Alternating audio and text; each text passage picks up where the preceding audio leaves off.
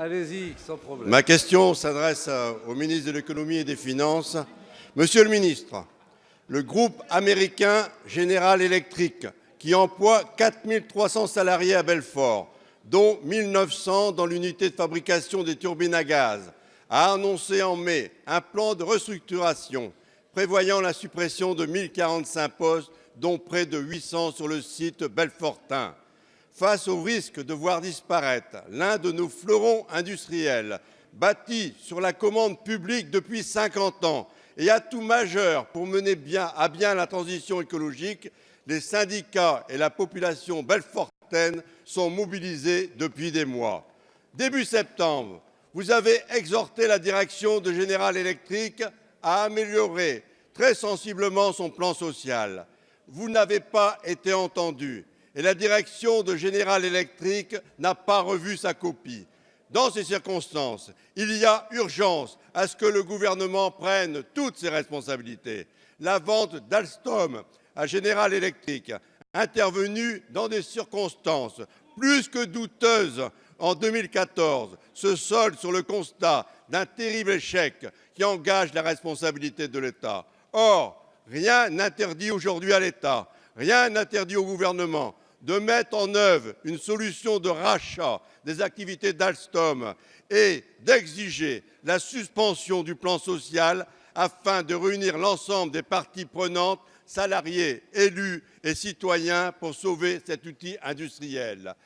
Il y va de notre souveraineté, de la vie de centaines de salariés et de leurs familles, de la capacité de l'État à conduire une politique industrielle ambitieuse et en capacité d'anticiper l'avenir. Êtes-vous prêt, monsieur le ministre, à prendre dans l'urgence les mesures qui s'imposent pour éviter l'entreprise de liquidation à laquelle se livre General Electric? Merci, monsieur le député. La parole est à madame Agnès Pannier-Runacher, secrétaire d'État auprès du ministre de l'Économie et des Finances. Merci, monsieur le député, monsieur le président, mesdames et messieurs les députés, monsieur le député Brunel.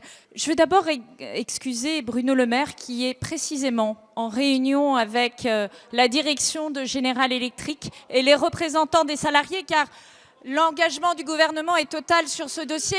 Il n'est peut-être pas spectaculaire, il n'est peut-être pas devant les caméras de télévision, mais il est quotidien, comme le montre son absence. Bruno Le Maire était sur le site le 3 juin, dès l'annonce du plan. Il est en contact régulier avec Larry Culp, président de General Electric.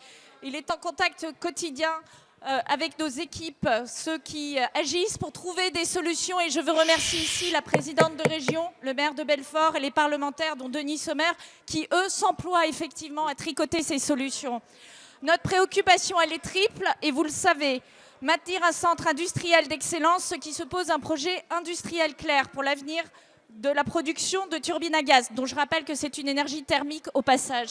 Réduire le nombre de départs, propositions sont sur la table et en réduction. Réduire, et si des départs sont nécessaires, les faire dans des conditions exemplaires. C'est en ce sens que nous négocions dans la discrétion, en appui avec les représentants des salariés, au service des salariés de Belfort, au service de notre industrie. J'entends la colère des salariés et je peux la comprendre, mais je veux dire que les représentants ont, avec notre soutien et avec détermination et responsabilité, fait bouger les lignes et qu'un accord est à portée de main à condition que tout le monde soit autour de la table de négociation et que la diminution du plan que nous poussons soit obtenue. Et encore une fois, cet accord est à portée de main. Je veux enfin dire sur Alstom que l'accord de 2014 ne concernait pas ce site et que ce site est dans les mains de GE depuis 1999 et que c'est précisément cet accord qui nous permet aujourd'hui d'avoir un angle avec GE pour négocier. Merci, Je vous remercie. madame la ministre.